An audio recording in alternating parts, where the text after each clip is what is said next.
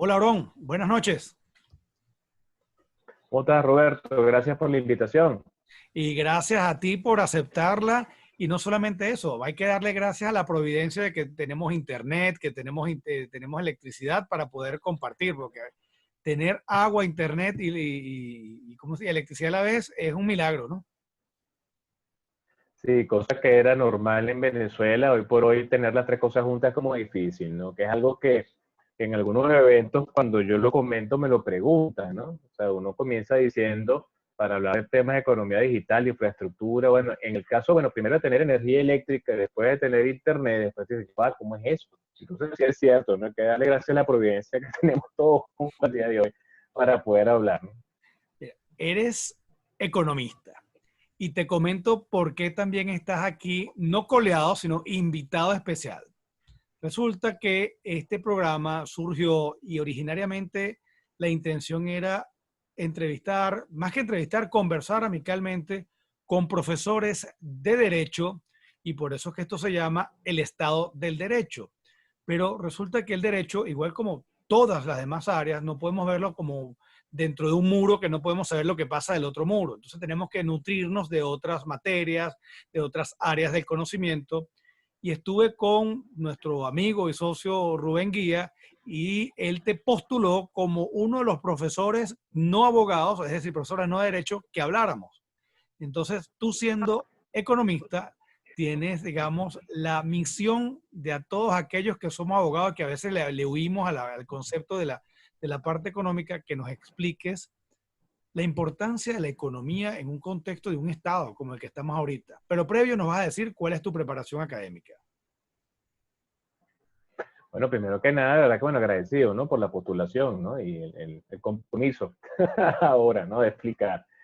Mira, bueno, yo soy economista, egresado a la Universidad Central de Venezuela, con una especialización en finanzas de empresas también de la Universidad Central de Venezuela, una maestría en gerencia empresarial también de la Universidad Central de Venezuela, eh, todas las materias ya culminadas del doctorado en gerencia y proyectos ya hechos para entregar en la Universidad Central de Venezuela. Bueno, en estos tiempos que estamos viviendo se ha vuelto más complicado todo, pero bueno, todo eso está por allí.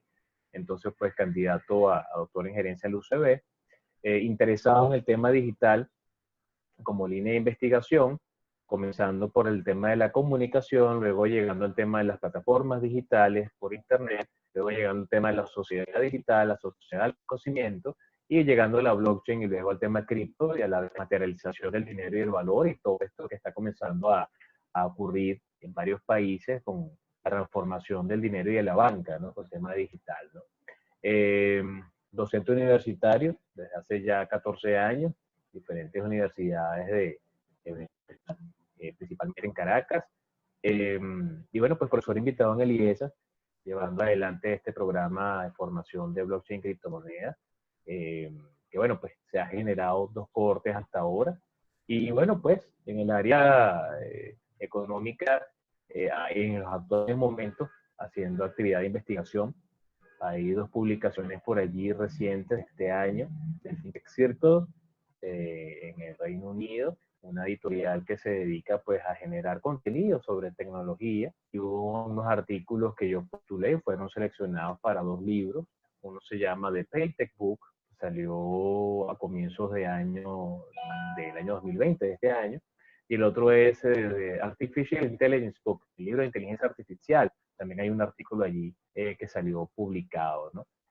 Todo producto, pues, del desarrollo de la línea de investigación personal, que hoy por hoy tiene que ver con economía digital y medios de pago alternativos y todo lo que tiene que ver con la blockchain y el Bitcoin y la criptomoneda como una forma distinta de entender el dinero y la finanza en esta sociedad, porque hay que recordar que todo esto es social, ¿no?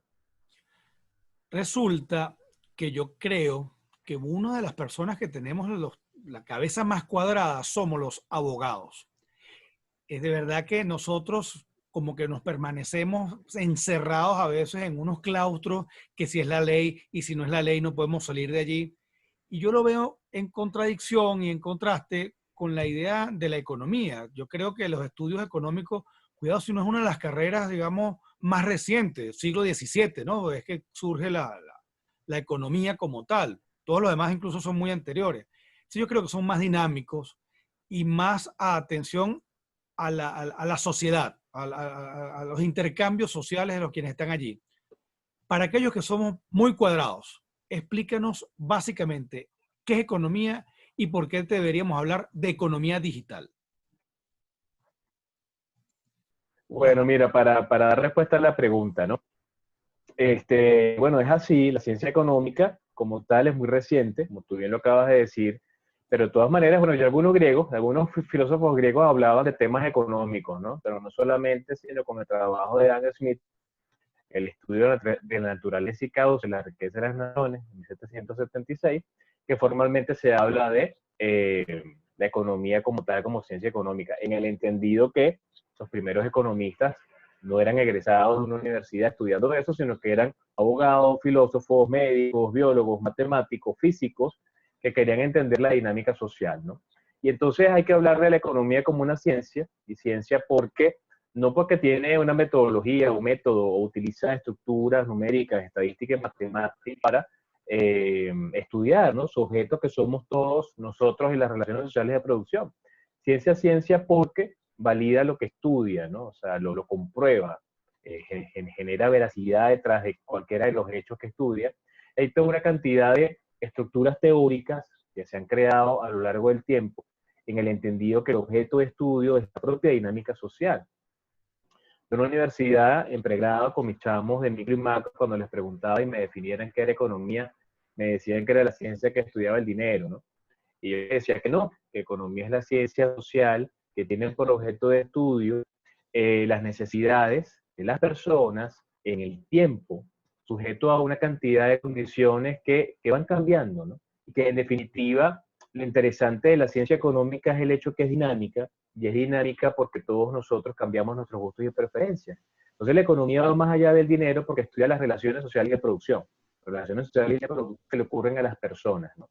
Entonces, en el centro está la conducta del consumidor, en el centro está la dinámica histórica y social y política de un país, en el centro está los flujos monetarios, en el centro está una estructura de poder y gobierno, que en definitiva hace que el economista sea un profesional que requiere apoyarse en distintas disciplinas y otras ciencias para poder llegar a conclusiones en su propio campo de estudio, ¿no? Entonces, es una ciencia muy interesante. Hay que hacer análisis económicos, sociales, políticos, jurídicos, para poder llegar a alguna conclusión válida, ¿no? Que de hecho no se mantiene constante en el tiempo porque en la medida en que van cambiando las realidades, va cambiando entonces la visión con la cual tenemos que entender la economía. Eso nos hace llegar al tema de la economía digital. Y precisamente a partir de agosto del año 91, cuando tenemos Internet, como lo conocemos hoy para nosotros, Internet con proveedores de servicio que llegan a casa, ¿no? El Internet móvil y ahora el Internet con Wi-Fi y señales, ¿no? De antenas que rebotan y dispositivos móviles. A partir del Internet como un fenómeno económico, político y social, se modifica el entramado social, se modifica la manera como se gestionan las relaciones sociales y de producción. En el entendido que sí, desde el año 91 tenemos Internet con navegadores en centros de estudio académico, más allá de espacios gubernamentales, de defensa o de investigación. Tenemos ya en casa computadores, tenemos en casa Internet. Comienza entonces a ocurrir el hecho de que la primera actividad que define la cobertura de las necesidades del ser humano, que es el intercambio, que es el comercio, aparece en Internet, ¿no? A partir del año 94-95 tenemos empresas como Amazon y como eBay que empiezan entonces a llevar las relaciones sociales y de producción a la web. Entonces la economía digital comienza a ser importante estudiar desde diversos trabajos, ¿no? Desde las publicaciones de Don Tascott, que es quien le da nombre a esta área tan interesante de la economía a partir de lo digital, de la telemática, de la computación, del Internet, pero trabajos también como el de profesor Castells, ¿no? Daniel Castells, que nos habla de una sociedad red, ¿no? Y nos habla de su visión sociológica y económica, de cómo la tecnología ha cambiado la manera como todos lo hacemos. Entonces, el comercio, pero también son las comunicaciones, ¿no?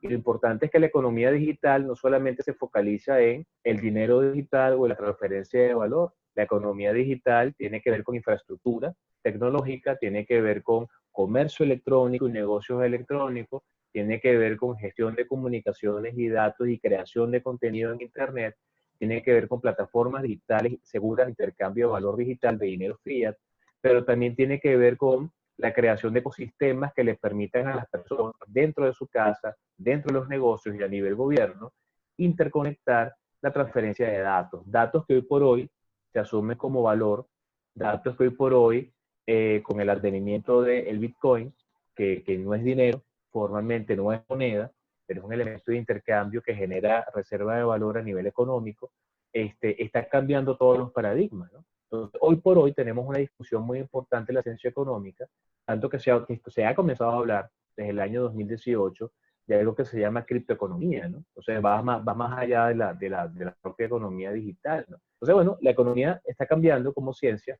y precisamente tenemos que construir nuevas estructuras teóricas para entenderla, ¿no? Yo creo que quienes van a disfrutar muchísimo esta conversación son unos profesores muy amigos que están desde el punto de vista del derecho público y el derecho constitucional más vinculado con el tema de la libertad y derecho constitucional como control de los poderes, etcétera.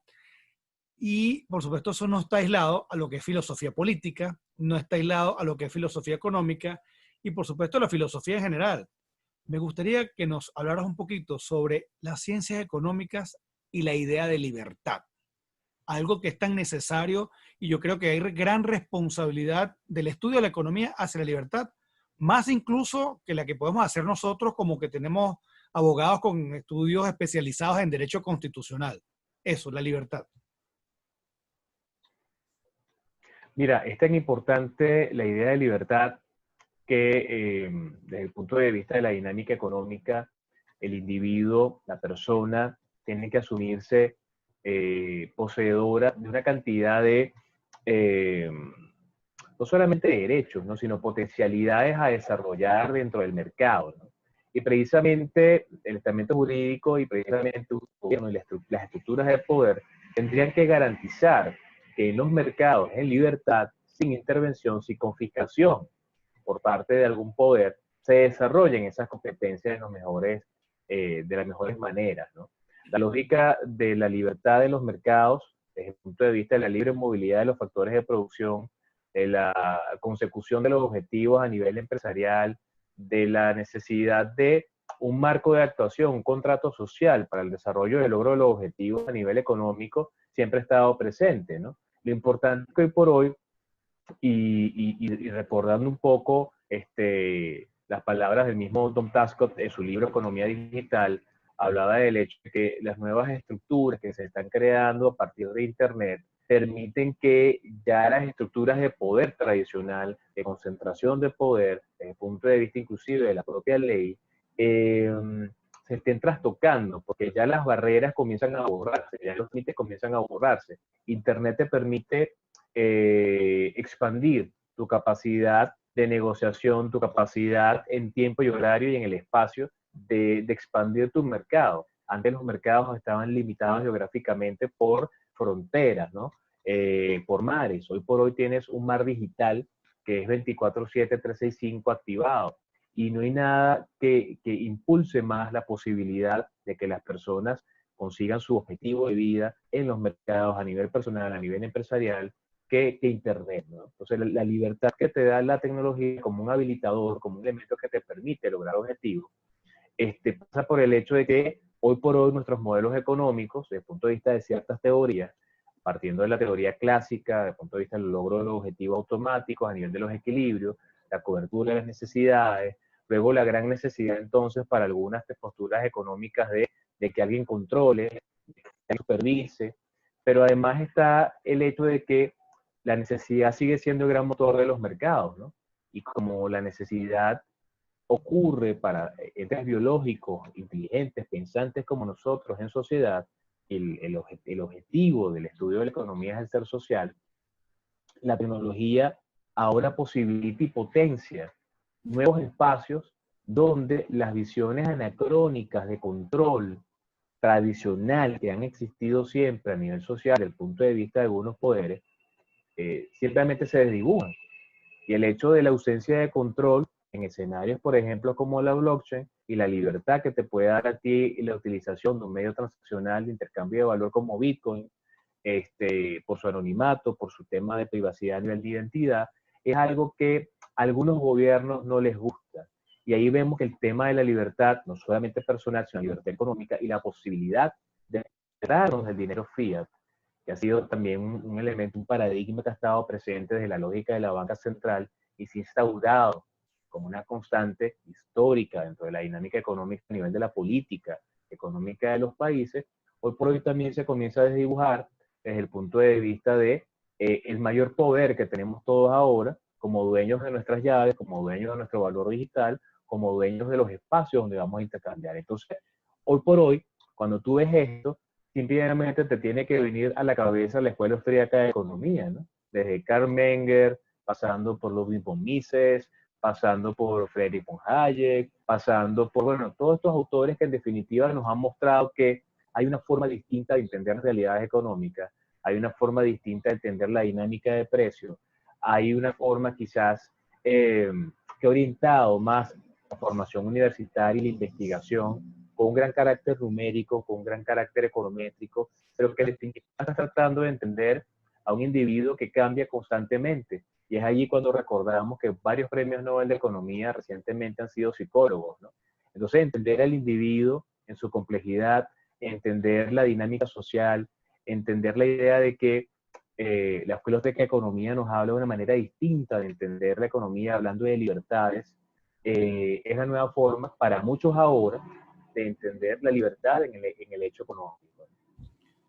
Mira, mencionas cosas muy interesantes, objetivos de vida de cada uno de nosotros, que no es muy distinto al derecho al libre desenvolvimiento de la personalidad, que cada quien haga lo que quiera siempre que no dañe a otro.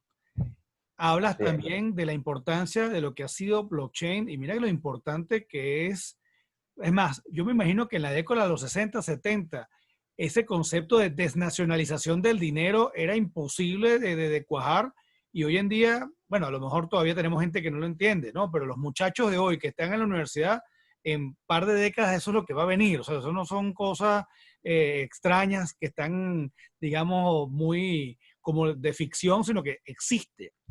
Estoy tentado a hablar contigo muchas cosas, que si de cripto, que si Bitcoin, etcétera, pero no lo vamos a hacer porque pueden buscar Aaron Olmos en tus redes, en los distintos actividades que hemos tenido y los vamos a tener allí y no quiero repetirlas. Entonces quiero aprovechar que te tengo aquí enfrente porque yo he hecho una afirmación que pudiera ser incluso hasta temeraria y yo te la voy a decir para que tú desde el punto de vista de la economía me la comentes. ¿Qué piensas? Estamos atravesando un momento muy interesante de la humanidad que es el COVID-19. COVID-19 que nos viene a cambiar muchísimas cosas, desde el punto de vista incluso jurídico, como estamos viendo que hay estados policiales que van a aprovechar la tecnología para acercarnos aún más. Hay otros que están encerrados esperando, no sé, la vacuna para todos.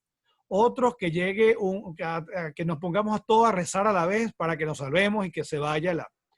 Y yo he afirmado de que el tema del COVID-19 es un tema eminentemente económico en el sentido de que es analizar lo que son los recursos necesarios para atender una situación de emergencia.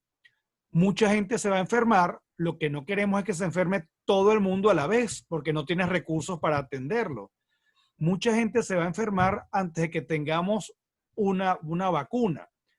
Cuando hablamos o cuando yo refiero a un tema eminentemente económico, no necesariamente estoy hablando a lo monetario. Entonces, quisiera tu opinión desde el punto de vista de los estudios de economía a este fenómeno o a esta pandemia que es el COVID-19. Bueno, lo primero que habría que decir es que la emergencia que ha generado COVID-19 en Venezuela y en el mundo no puede ser la excusa para mayor intervención y para perder las libertades que ya tenemos, ¿verdad? Eso es lo primero que habría que pensar y decir, ¿no? Lo otro es que sí, evidentemente hay un cambio, ¿no? Hay un cambio, un antes y un después del COVID-19, ¿no? Tal como ha sido la disrupción tecnológica, que hay un cambio epocal antes y después de Internet, hay un cambio, un antes y después del COVID, sobre todo porque como tú bien lo dices, el COVID sorprende a las economías del mundo, quizás en un tiempo histórico bien particular, ¿no? No necesariamente tenemos a los mejores líderes llevando a las naciones de nuestro planeta en este momento, ¿no? Yo preguntaba en estos días que hubiese hecho Winston Churchill, ¿no? Por ejemplo, con un COVID-19. Hoy por hoy tenemos unos líderes en diferentes países que están asumiendo, cada uno a su manera, una forma de hacerle frente a algo que desconocen, porque evidentemente la última evidencia fue hace más de 100 años, y estamos en un tiempo histórico diferente, ¿no? También, entonces las condiciones no son las mismas. Evidentemente cada país tiene problemas económicos, políticos y sociales, más agudos, menos agudos. Hace 2 días, Gita Gopinath, que es la jefa económica del Fondo Monetario, daba cifras de proyecciones, ¿no? Ya para el resto del año 2020, que quedan 6 meses. Y si plenamente la economía completa está en proceso de depresión, ¿no? Las estimaciones de casi menos 5% a nivel global, menos 3% para las economías emergentes y menos 8% para las economías avanzadas, te hablan de gran impacto que ha tenido. Y cada país tiene una situación distinta, ¿no? Partiendo del nivel sanitario, que como tú bien lo comentabas, no todos los sistemas de salud de todos los países tienen camas suficientes para tanta gente enferma, ¿no? Como tú lo dijiste. Entonces, de ahí el tema del confinamiento físico y social, el distanciamiento, la cuarentena obligada, que ha llevado a esta distorsión económica y paralización, ¿no? Ha tenido un efecto económico brutal y lo político no ha sabido manejar lo extraeconómico, como este cisne negro que representa el COVID, pero sí estamos viendo de una vez el efecto directo en los mercados de valores. Estamos viéndolo inclusive en los mercados petroleros. Primera vez en la vida que tenemos precios negativos de petróleo, precio cero.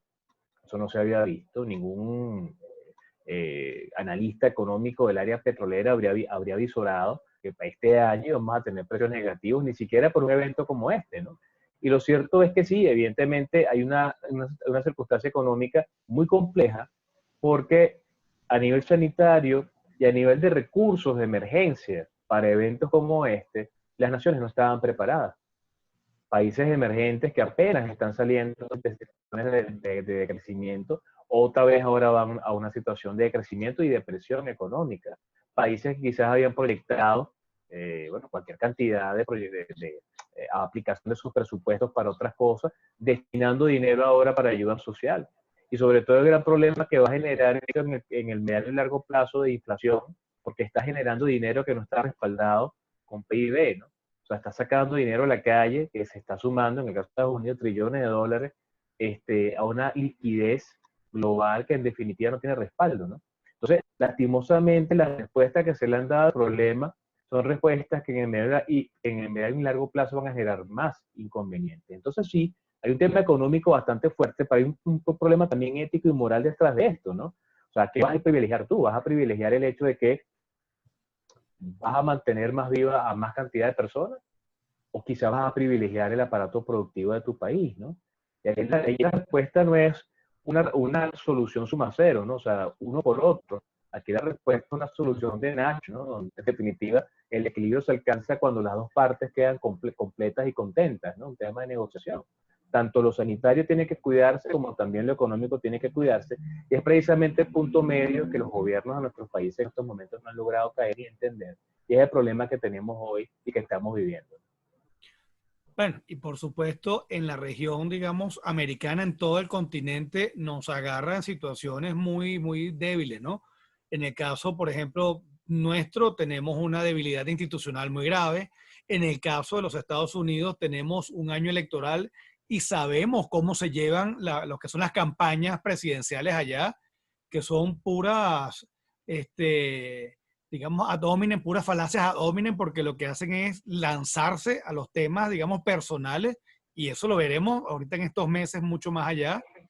Y por supuesto tenemos en Europa, en el caso específico de España, que es muy particular también, ¿no? Porque los agarra, bueno, y qué decir del Reino Unido, que no habían salido todavía de la borrasca del Brexit cuando les cae esto. De verdad Así es. que es interesante. Resulta que nuestra línea en este programa, como es de Estado del Derecho, una de las preguntas son, ¿cuál es el estado del derecho, sea público, privado, inmobiliario, a la Venezuela de hoy. Entonces voy a adecuar esa misma línea a cuál es el estado de la economía como ciencia, la economía como línea de investigación y la economía como el hecho económico en Venezuela en estos precisos momentos. ¿Cuáles son, digamos, el pulso que le podemos tomar al hecho económico actual?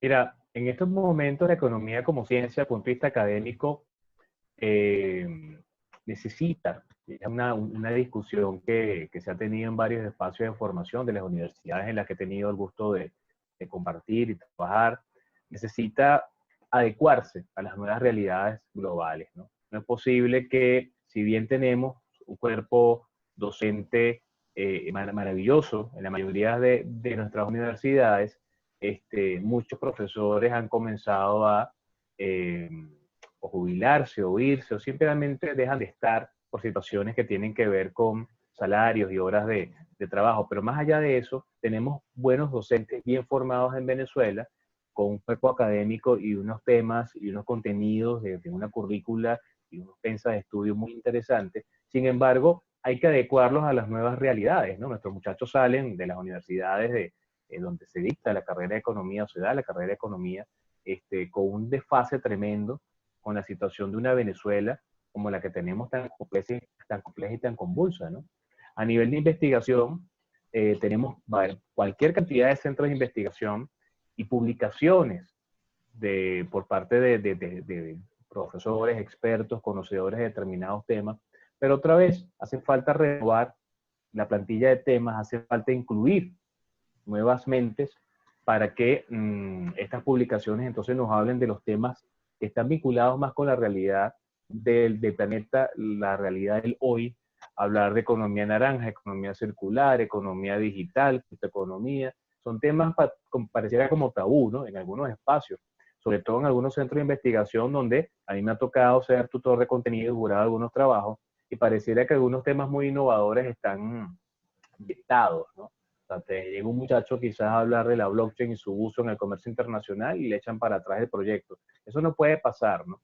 Y nuestras universidades a nivel del área económica e investigación hay que salir de la zona de confort académica, ¿no? Hay que salir de allí, hay que retarse, ¿no? Eso es importante hacerlo y yo creo que hay algunos profesores que estamos tratando de dar esa pelea en los espacios donde nos invitan, ¿no?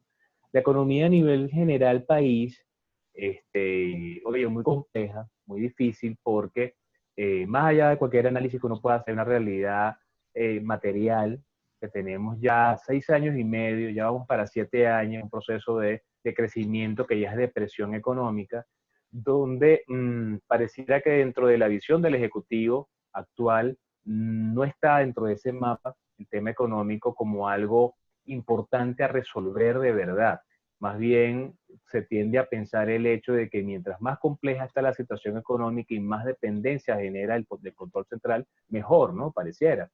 No hay coordinación macroeconómica, que es un principio constitucional que se consagra en el 320, donde la política armonizada de lo monetario, lo fiscal, lo comercial y lo cambiario tiene que guiar el desarrollo y el crecimiento económico. Eso no está pasando en Venezuela.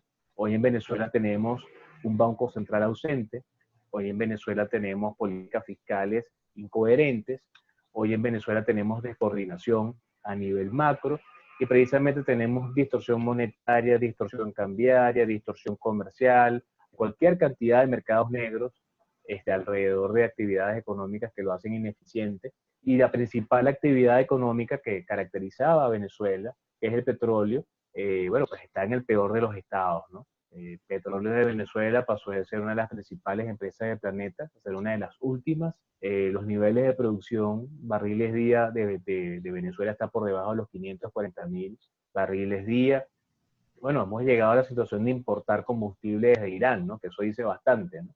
Entonces eso hace ver que la situación económica en Venezuela, desde el punto de vista de la política económica y las instituciones encargadas para eso, bueno, evidentemente está en el peor de los momentos de la historia del país, ¿no?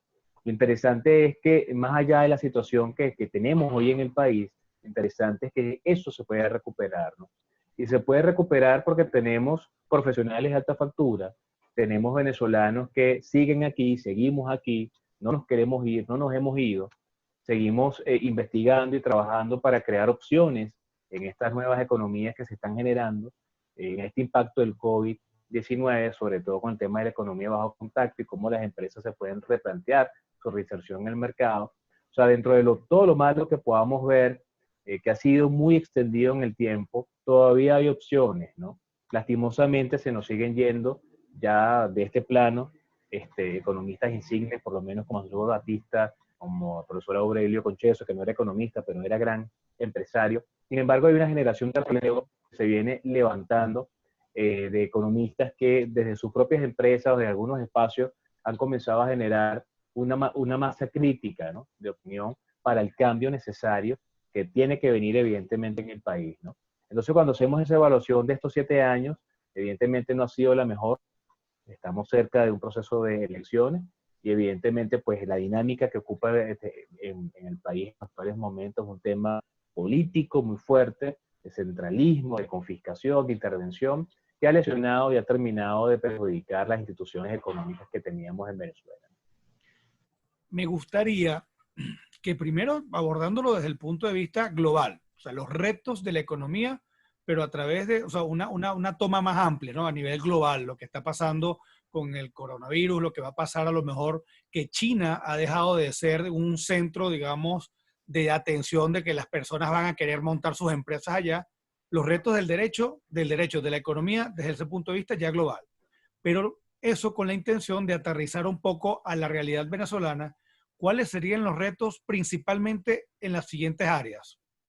Banca, la industria bancaria, o sea, el sector bancario, el sector energético y el sector que tú también tienes mucho conocimiento de eso porque has dado clases, inmobiliario, el desarrollo, digamos, de inmobiliario. O sea, primero partimos de la parte global y luego En lo aterrizamos. macroeconómico. Ajá. Bueno, fíjate, vamos a utilizar como marco de referencia la propuesta que se tiene ahorita en el Foro Mundial Económico Global, ¿no? El tema el gran reinicio, ¿no? El gran reset. Klaus Schwab recientemente hablaba de eso y básicamente la propuesta que hay a nivel global es resetear lo que veníamos haciendo, ¿no? Como cuando uno apaga un equipo que está funcionando mal, uno aplica la técnica Windows, ¿no? Apagas y prendes a ver si la cosa funciona, ¿no? Y el reset se está proponiendo porque precisamente la manera como se venía manejando el mundo a nivel global, tú bien lo acabas de decir, China es la fábrica del mundo, hoy por hoy muchos países están comenzando a replantearse el hecho de si ubican o no sus espacios de producción allí, más allá de un tema de economía de escala, más allá de un tema de ahorro en producción por mano de obra que es barata, más allá de un tema quizás impositivo, más allá de un tema de importación, es un poco el regresar al hecho de producir en las naciones, producir en el país, generar puestos de trabajo, ¿no? Estados Unidos, China, generalmente el grupo del otro, el G8, naciones líderes que simplemente hoy tienen que replantearse la manera como tienen que hacerle frente a sus economías. Países como España, que dependían, siguen dependiendo mayormente del turismo, ¿no? Una de las principales actividades que está afectada por el tema del COVID a nivel sanitario, el distanciamiento social, precisamente la movilidad y los centros de reuniones masivos, ¿no? Vale decir, economía del ocio, turismo, restauración. O sea, las economías están replanteándose todo y precisamente esto pasa por el hecho de que de lo macro a lo micro, se están presentando retos en cada país, ¿no? Lastimosamente, como yo te decía, creo y siento que no tenemos los mejores líderes en estos momentos en nuestros países, salvado algunos espacios, Finlandia, de repente El Salvador, que se tiene una visión distinta, ¿no? Uno por ser mujer, otro por ser quizás más joven. Lo cierto es que en definitiva los retos están allí, y en el caso de Venezuela tenemos más retos aún, porque ya la economía venía en franco proceso de deterioro antes del COVID-19, ¿no? Más bien estábamos planteándonos una situación de, bueno, consenso nacional, volver a un sistema tripartito, donde gobierno, trabajadores y empresas se sienten a tomar decisiones, algo que dejó de ocurrir en el año 2004. Y los retos que hay en esos 3 sectores que tú mencionas, el sector por lo menos el sistema financiero nacional, bueno, está complicado, ¿no? Está complicado. Pero tenemos hiperinflación, tenemos una política monetaria muy restrictiva, muy compleja del Banco Central, que prácticamente pues elimina la principal actividad del sistema financiero, que es captar dinero excedentario y ofrecérselo a sectores deficitarios, cobrando por eso un tipo de interés. Y bueno, cuando el crédito es desapareció, ¿no?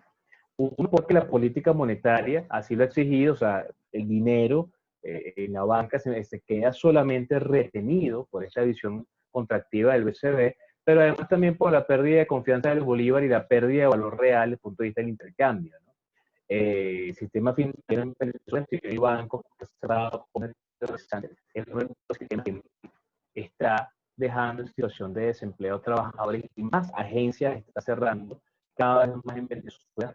Se incrementa la cantidad de agencias que cierran y cajeros automáticos que comienzan a dejar de funcionar y se aumenta la cantidad de puntos de venta de plataformas digitales que han comenzado a surgir. Entonces, hay un tema ahí necesario de replantearse el negocio de la banca en un país donde aplicativos como ICC, el mismo Charter por allí, las criptomonedas están dando el paso al hecho de que muchos venezolanos, si bien reciben bolívares, automáticamente los cambian a otra cosa, ¿no? Prácticamente. Y entonces la actividad intermediaria después de la baja se está viendo comprometida, su objetivo central está dejando de ocurrir. Eso nos lleva entonces al tema de sector de energía. En Venezuela tenemos grandes problemas, no solamente desde el punto de vista de energía petróleo, sino desde el punto de vista del sistema eléctrico nacional. Y desde el año pasado, luego de ese gran apagón que tuvimos, Venezuela no es la misma, ¿no? Venía dejando de ser la misma de hace muchos años atrás, porque en el interior ya se había vuelto rutinario las idas de luz, las fallas en energía eléctrica, ¿no? Y lo cierto es que se convirtió en algo que era costumbre, se convirtió en algo que la gente ya tenía medido en horarios. Bueno, la luz se va de tal hora a tal hora, trabajo a tal hora a tal hora, con tal cosa. Hoy por hoy no sabemos en qué momento se va la energía eléctrica, hoy por hoy no hay inversión en recuperación de la infraestructura del sistema eléctrico nacional y simplemente estamos viendo cómo la afectación que tiene eso sobre el sistema general a nivel del aparato productivo. Luego llegando al tema de la energía, petróleo de Venezuela, generación de combustible y sus derivados en el país. Bueno, Venezuela está sujeta a una cantidad de acuerdos internacionales que benefician más a los otros que al país. A nivel operativo, la desinversión ha sido brutal en el sector, cualquier cantidad de fallas en las refinerías que tenemos en Venezuela, problemas políticos internos, problemas de poder internamente, constantes cambios de ministros de energía, ministros de petróleo, presidentes de PDVSA, con personas que no saben necesariamente de la industria y que si formaron parte de la industria quizás no tienen las competencias para llevar adelante la gerencia de una empresa tan importante, ¿no? A nivel de energía, ¿no? Eso evidentemente afecta a otros sectores económicos y nos lleva automáticamente al sector inmobiliario a nivel de mercado primario prácticamente paralizado. El PIB de la construcción en Venezuela en estos momentos se encuentra contraído un 90% prácticamente, así que es muy raro ver alguna grúa construyendo en el país. Y bueno, generalmente uno ve una que otra en la capital, pues en Caracas, en los sectores del este, pero ese sector bollante que veíamos hace unos años atrás y ese mercado primario que se movía a gran velocidad ya no es el mismo, ¿no? Hoy por hoy tenemos un mercado secundario de personas que quizás tomaron de decisión, bien sea de cerrar negocios o irse del país, o personas que en definitiva pues simplemente están tratando de mantenerse, bien sea por el lado del alquiler de algunos inmuebles que quedaron en Venezuela por un tema de renta o de alquiler, y los que están vendiendo, bueno, pues de alguna manera se están enfrentando unos precios que no tienen nada que ver con la realidad de lo que realmente vale ese activo inmobiliario que está ahí, ¿no? Vendiendo a precios de gallina flaca, ¿no? Por decirlo de una manera, ¿no? Eso hace que en definitiva nuestros corredores inmobiliarios profesionales del área inmobiliaria, desde la Cámara de la Construcción, pasando por la Cámara Inmobiliaria de Venezuela y todas las franquicias que en Venezuela hay, tengan un mercado bien complicado porque en definitiva algunos están viendo negocios porque de repente dicen, bueno, tengo dinero producto de esta actividad, bueno, déjame ver si puedo meterme en un apartamento, en un local comercial o un lote, compro un terreno. Sin embargo, no necesariamente la dinámica social que está detrás del hecho de poder invertir en un inmueble, en un activo de alto valor, es la misma de antes, ¿no? Si bien los indicadores nos hablan de movilidad, del sector inmobiliario, no necesariamente es la misma de hace 8 meses atrás o por lo menos el año pasado, ¿no? Si hay negocio todavía, si se mueve, claro que sí, está ocurriendo. Recientemente una franquicia inmobiliaria hizo alianza con un exchange de criptoactivos, bueno, para poder entonces ahora, bueno, motorizar intercambios, ¿no? En criptomonedas. Entonces, dentro de todo lo negativo que está ocurriendo, siguen existiendo opciones. Sin embargo, estos tres sectores que tú me pediste conversar ahorita, el sector sistema financiero, el sector energía, el sector inmobiliario, los tres se ven francamente afectados a nivel de su productividad en lo que va del año 2020 y pareciera que en lo que resta del año, estos 6 meses que viene, no va a cambiar mucho que se diga. Sí, y son muchos otros los sectores que pudiéramos hablar, pero esos tres me llamaban particularmente la atención. Aarón, yo disfruto mucho compartir con profesionales distintos a los que uno día a día hace, porque uno, digamos, no solamente conoce otras cosas distintas, sino ayudan a comprender la propia área en la cual uno se desarrolla. Y en ese sentido, me gustaría ya, digamos, como así he hecho con casi todos los que han intervenido aquí, que postules por lo menos a tres profesores, tres profesionales, incluso del área de la economía, me llamaría la atención que te gustaría escuchar sus reflexiones y sus pensamientos a través de esta plataforma. Mira, el área de la economía, oye, sería interesante escuchar a economistas nobles, ¿no? O sea, quizás esta generación millennial que se está levantando, exalumnos míos, ¿no? Quizás algunos de ellos, de algunas universidades, no necesariamente todos economistas, pero sí egresados de áreas de ciencias sociales, ¿no? Sería interesante por lo menos escuchar, vamos a postularte aquí, sería interesante escuchar su punto de vista con el trabajo que está haciendo a nivel de educación a un licenciado en comercio internacional que se llama Marcos Rosales, por ejemplo, ¿no? Escucharlo hablar de su percepción del comercio, a hablar del tema digital que también lo está manejando muy bien, ¿no?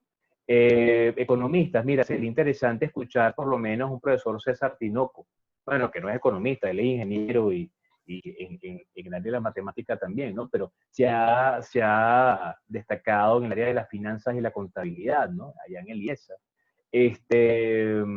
Un economista propiamente pudiese ser el mismo, para ver, lo que pasa es, bueno a nivel de esta plataforma quizás lo pudiésemos llevar porque no está en Venezuela, ¿no? Pudiese ser un muchacho de la UCAP, de la Católica, muchacho economista, que está, creo que ahorita está haciendo estudios fuera en la Instituto de Formación JFK, y sería interesante escucharlo, ¿no? Él ha tenido también unos artículos ahí de opinión bien interesantes sobre la situación de Venezuela desde el punto de vista petrolero, desde el punto de vista genérico, ¿no? Pienso en esos tres, ¿no? Gorka como economista, profesor César Tino con la área de contabilidad y finanzas y Marco Rosales, licenciado en comercio internacional para el área de intercambio de bienes y servicios, pero también el tema digital, ¿no? Marcos, si tengo el contacto de él, yo le remitiré entonces este link y esa invitación. Y si tú me ayudas entonces con los otros dos postulados para No, que con César Tinoco y con Gorka Laguna, claro que sí, pues yo te los contactaría para que pudieses conversar con ellos. y vean también el contenido de lo que estamos hablando aquí y sus aportes serían de verdad muy agradecidos, así como agradecido estoy de tenerte aquí hoy y así como hoy que hablamos cosas interesantes, ha sido desde el día uno que nos conocimos gracias a esa invitación que nos hizo Robinson y hemos compartido tantas actividades tan interesantes. Así es, Roberto. Bueno, muchísimas gracias por la invitación y bueno, pues yo espero que lo compartido el día de hoy sea de utilidad para quienes nos ven y nos escuchen, ¿no? Gracias. Chao, Aaron. Gracias, Roberto.